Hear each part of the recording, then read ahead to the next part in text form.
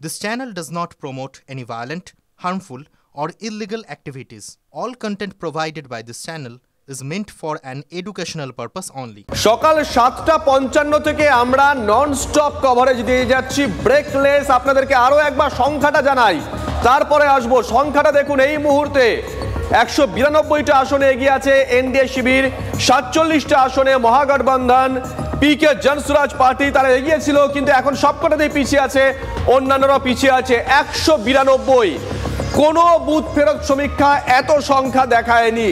যে সংখ্যা দেখিয়েছিল সর্বোচ্চ সেটাকেও ছাপিয়ে গেছে। এটা এগিয়ে থাকা এবং জয় দুটো মিলিয়ে আমরা বলছি। 192টা মহাগঠবন্ধন 47টা আসনে এগিয়ে রয়েছে। জনসুরাজ তারা খাতাই খুলতে পারেনি, অন্যান্যরা 4টে আসনে এখনো পর্যন্ত এগিয়ে আছে। এটা হচ্ছে বেলা 11:31 সর্বশেষ আপডেট। শুভজিৎ, দেখো ইতিমধ্যেই কিন্তু বিজেপির কেন্দ্রীয় নেতৃত্ব তারা হুঙ্কার দিতে শুরু করে দিয়েছেন। কারণ আমাদের এতটা ইন্টারেস্ট কেন ছিল বিহার নিয়ে? কারণ বিহারেও এসআইআর হয়েছে, আমাদের রাজ্যে এখন এসআইআর হচ্ছে এবং বিহারের ভোট হলেও ফল আজ বেরোচ্ছে। আমাদের কিন্তু কয়েক মাসের মধ্যেই নির্বাচন। কেন্দ্রীয় নেতৃত্ব, বিজেপির কেন্দ্রীয় নেতৃত্ব তারা কিন্তু এবার ইতিমধ্যেই বলতে শুরু করে দিয়েছেন বিহারের পর এবার বাংলা। এর আগে অমিত শাহকেও বলতে শুনেছিলাম, তাকে সরাসরি জিজ্ঞাসা করা হয়েছিল, তিনি বলেছিলেন যে আমরা বিহারের ভোটের পরেই বাংলা নিয়ে ঝাঁপিয়ে পড়ব। ইতিমধ্যেই এ রাজ্যের নেতারা যেমন আছেন তারা তো হুঙ্কার দিতে শুরু করে দিয়েছেন বিভিন্ন জায়গায় বিজেপি কর্মীরা।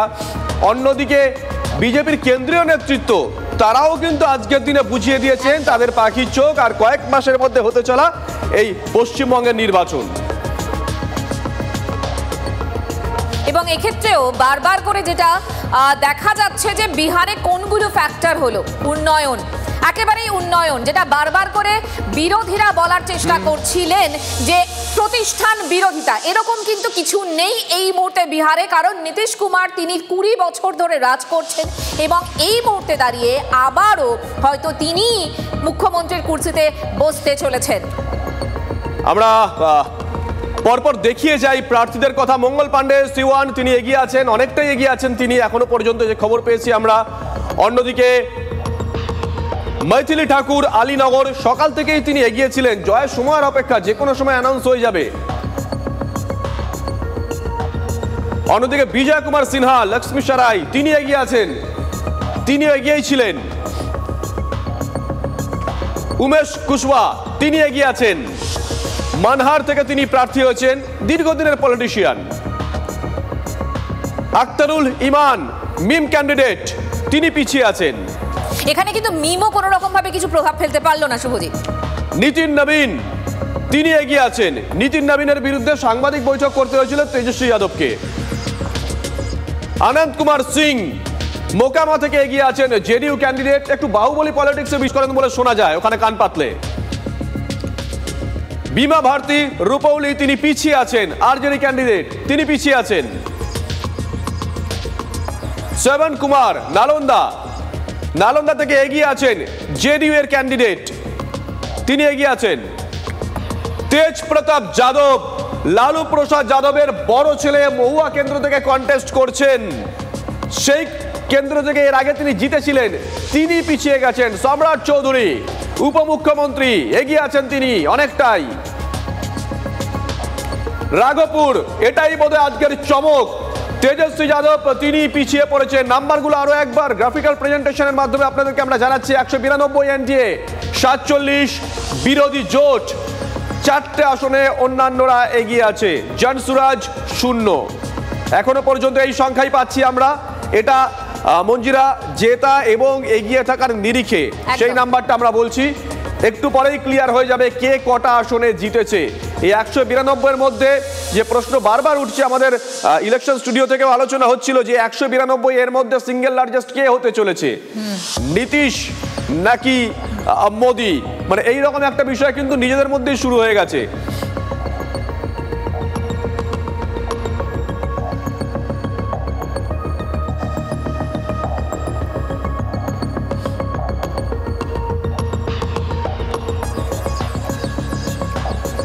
এসআইআর বিরোধিতা বিহারেও হয়েছিল, তারপরেও এনডিএ সেখানে ক্ষমতা দখলের পথে। আর এই ছবি পরিষ্কার হতে হতেই বিজেপির নজর এবার এ রাজ্যে এবার টার্গেট বাংলা। হুঙ্কার দিচ্ছেন একের পর এক বিজেপি নেতা। রাজ্যের নেতা হতে পারেন, কেন্দ্রের নেতা হতে পারেন।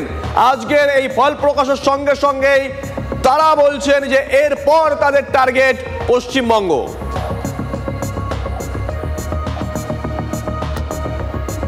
बिहार 2/3 से जीतेंगे और पश्चिम बंगाल 3/4 से जीतेंगे। बिहार की जीत हमारी है, अब अगली बारी बंगाल की है। पश्चिम बंगाल 3/4 से जीतेंगे। আমাদের ইলেকশন স্টুডিও থেকে অনির্বাণ রয়েছে। অনির্বাণ, আজকে বিহারে সবে এগিয়েছে, এখনো অফিসিয়ালি যেতে তো আমরা বলতে পারি না, কিন্তু তারপরেই আমরা দেখলাম তারা পরিষ্কার বুঝিয়ে দিলেন যে তাদের টার্গেট এরপরে পশ্চিমবঙ্গ হতে চলেছে।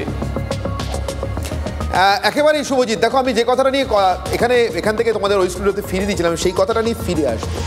আমি সৈকত গিরির কাছে ফিরবো। সৈকত, আমি ওই যত ভাঙবে তত ভাঙবো কথাটা দিয়ে শেষ করেছিলাম, ওখান দিয়ে ঢুকছি, ওখান থেকে ফিরে আসছি। আমরা বিহারের ভোটের আগে বা যে কোনো ভোটের আগে বামপন্থীদের, ইদানিং করে তো অবশ্যই কংগ্রেসকে, মানে গত 2-3 বছরের কংগ্রেসকে সবথেকে বেশি যে বিষয়গুলো নিয়ে সরব হতে দেখি, সেগুলো সামাজিক ন্যায়ের ইস্যু, সেগুলো জাতিভিত্তিক জনগণনার ইস্যু, এর সব বিহারে হয়েছে।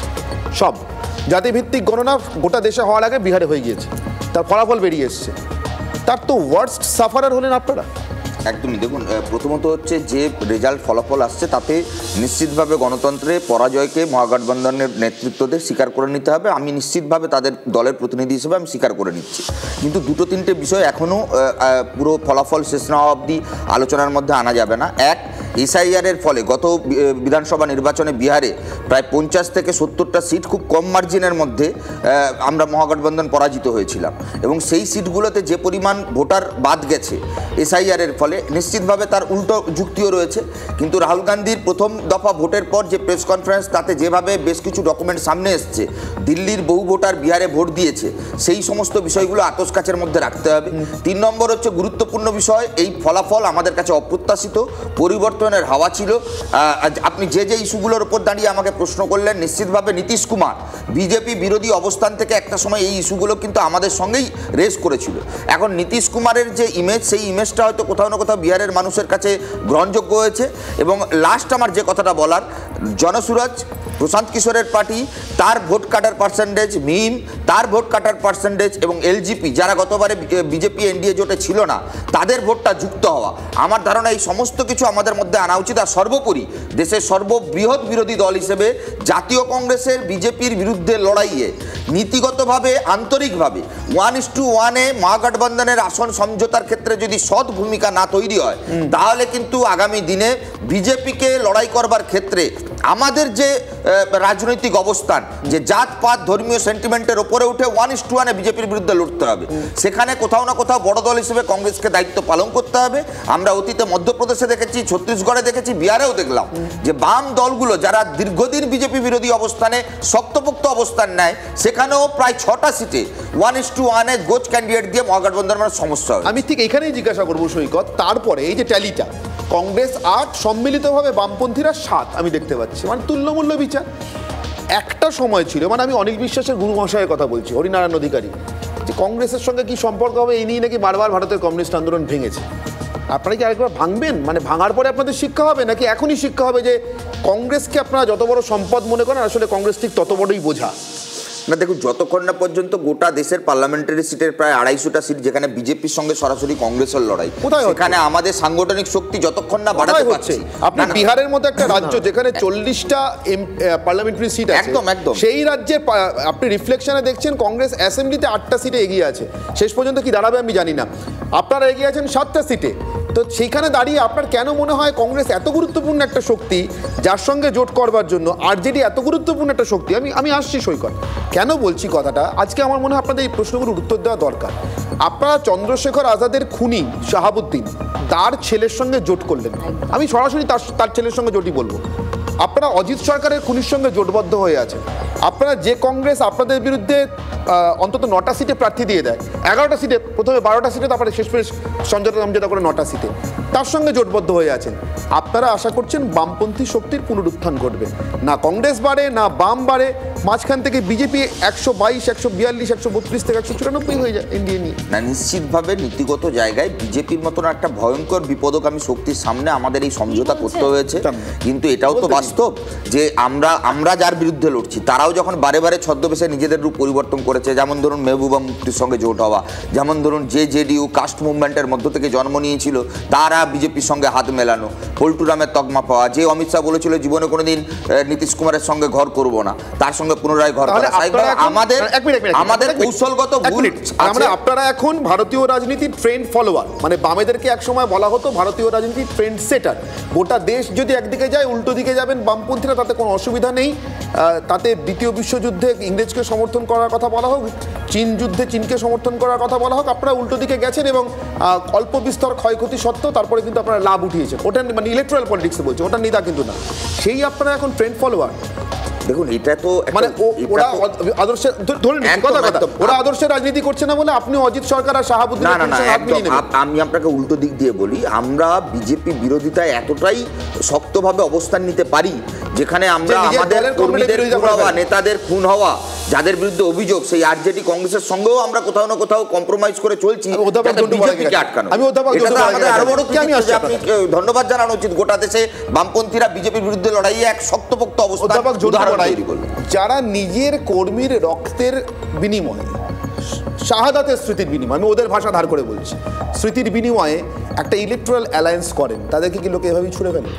হ্যাঁ, এই যে তুমি বলছো না একটা ট্রেন্ড, যে অ্যালায়েন্স পলিটিক্সের, এই অ্যালায়েন্স পলিটিক্সের ট্রেন্ডে বামেদের যে একটা অবস্থান ছিল, সেই অবস্থানে জরাগ্রস্ততা, আমি শব্দটা ব্যবহার করলাম, এই জরাগ্রস্ততাই কিন্তু মানুষের, তুমি শুধু বিহার কেন, সারা ভারতবর্ষে অ্যালায়েন্স পলিটিক্সে এই জরাগ্রস্ততা, যে যাদের বিরুদ্ধে লড়াই করে যারা মানুষের হৃদয়ে স্থান করে নিল, তাদের সাথে জোট করা, এক আসনে বসা, পাশাপাশি আসনে বসা, যারা কোলে তুলে নিতে চাইতো না তাদের পাশে বসতে দেওয়া, যারা পাশে বসতে দিত না তাদের কোলে তুলে নেওয়া। মানুষ কিন্তু এটার বিরুদ্ধে আজ নয়, তুমি 90s শেষের দিক থেকে আজ অব্দি দেখো, 3 দশকের ভারতবর্ষের রাজনীতিতে মানুষ বীতশ্রদ্ধ। এই বীতশ্রদ্ধ শুধু বিহারে কেন, আগামীতে যদি যারা নিজেকে বলে প্রগতিশীল, এই হ্যাশট্যাগটা তো ওদেরই নেওয়া, বামপন্থীদের, এই প্রগতিশীলতার ছদ্মবেশে যদি রাহুল গান্ধীদের মতন দিশাহীন রাজনীতির প্রেক্ষাপটে পাটিগণিতের অঙ্ক 250 সিটে তারা মুখোমুখি লড়ে এই সব বস্তা পচা তত্ত্ব কথাগুলো দেয়, তাহলে আমি বলছি অস্তিত্বের সংকট শুধু নয়, খুঁজে পাওয়া যাবে না এদেরকে। মানুষ কিন্তু এই ধরনের জগা খিচুড়ি, লাবড়া খিচুড়িকে মানে না। আমি কিয়ার কাছে একটা প্রশ্ন নিয়ে আসবো। কিয়া, এই যে চমকপ্রদ সাফল্য বিহারের, এর পিছনে কিন্তু নিশ্চিতভাবে আমার ধারণা ঝন্টু পড়াই, আমার ধারণা বিশ্বজিৎ দাও এক্ষেত্রে এবং সৈকত আমার সঙ্গে একমত হবেন যে বিহারের একটা বিরাট বড় অংশের যে সংখ্যালঘু মুসলিমদের ভোট, তার একটা পার্সেন্টেজ নীতিশ কুমারের সঙ্গে থাকলে না থাকলে, বা নীতিশ কুমারের মাধ্যমে এনডিএর সঙ্গে না থাকলে, এটা সম্ভবত সেই ভোট আপনারা পেয়েছেন। কিন্তু তাহলে কি এটা ধরে নেব যে নীতিশ থাকলে বা নীতিশের মতো কেউ থাকলে মুসলিমরা আপনাদেরকে বিশ্বাস করেন? পশ্চিমবঙ্গে আপনাদের সঙ্গে আর কেউ নীতিশের মতো নেই বলে, বা আপনাদের মধ্যে এমন কেউ নেই বলে আপনাদেরকে বিশ্বাস করে ভোট দিচ্ছেন না?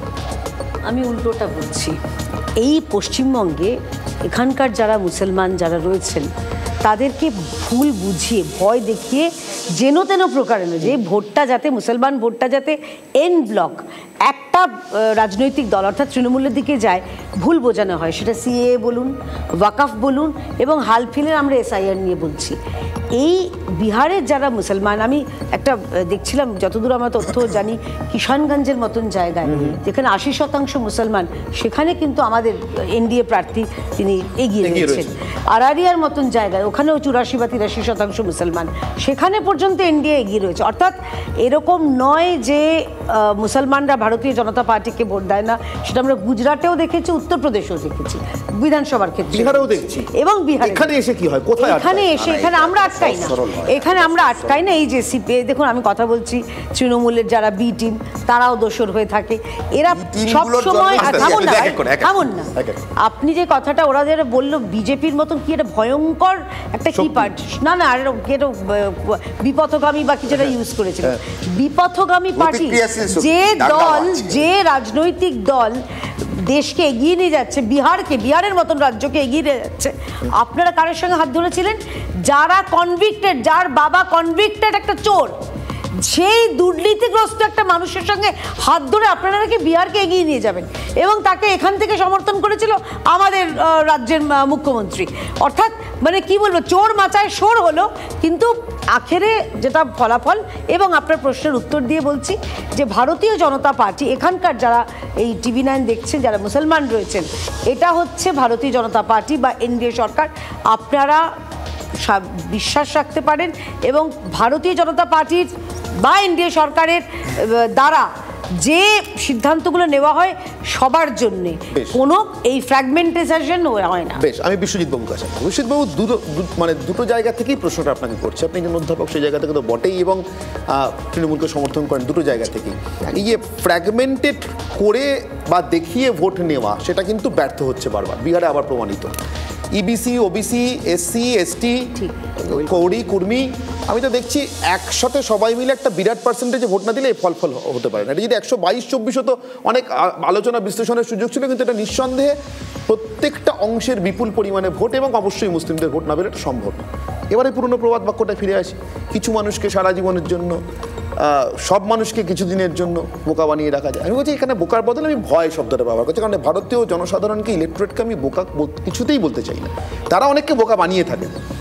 তো কোথাও বিহারের এই ভয় কাটাটা কি তৃণমূলের জন্য ভয়ের কারণ হতে পারে? ওখানে যদি এই বিপুল সংখ্যায় ফ্র্যাগমেন্টেড না হয়ে মানুষ একজোট হয়ে একটা দিকে ভোট দেন, এখানেও যদি একইভাবে মুসলিমদের ভয় ভেঙে যায়, পশ্চিমবঙ্গের মুসলিম বিহারের মুসলিমের খবর রাখেন না, এমনটা তো নয়।